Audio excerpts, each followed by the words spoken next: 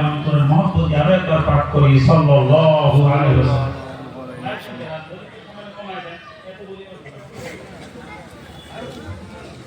সুদীর্ঘ 1 বছর পর কাতারকারী আহমদিয়া মাদ্রাসার সম্মুখে ধর্মসভার আয়োজন করা হয়েছে। তাতে আপনারা বেজার না খুশি?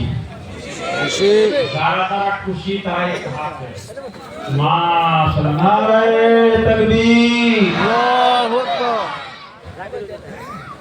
যাই হোক, আজকে মাহফিলে আমাকে রাখা হয়েছে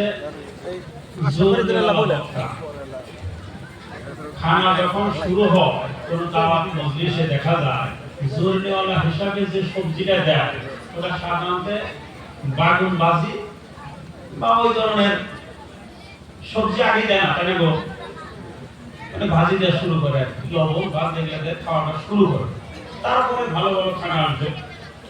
তো আজকে মাহফিলে ইনশাআল্লাহ সুমিষ্ট ভাষী কয়েকজন বক্তা আছেন, ওনারা আপনাদের মন জয় করবেন। আমি সংক্ষিপ্ত আকারে 2-4টি কথা বলে আমার বক্তব্য ক্ষান্ত করার চেষ্টা করব ইনশাআল্লাহ। তারপরে যেহেতু আজকে আরেকটি প্রোগ্রাম আছে সম্মুখে, সম্মানিত সভাপতি সাহেব বলেছেন আল্লাহ পাক যাতে দুটাই মাহফিল কবুল করেন, সবাই বলুন আমিন। মাতঙ্গস্থ বুঝব,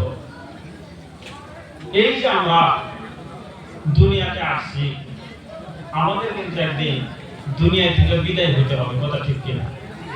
না একবারে আসি আমরা দুনিয়াতে, একবারে আসি দেখি না, বিদায় হওয়ার জন্য আসা হয়েছে। আল্লাহ পাক আমাদেরকে পাঠাইছে, নিশ্চয় কিছু একটা উদ্দেশ্য আছে। উদ্দেশ্য ছাড়া আল্লাহ পাক আমাদেরকে দুনিয়ায় পাঠান নাই।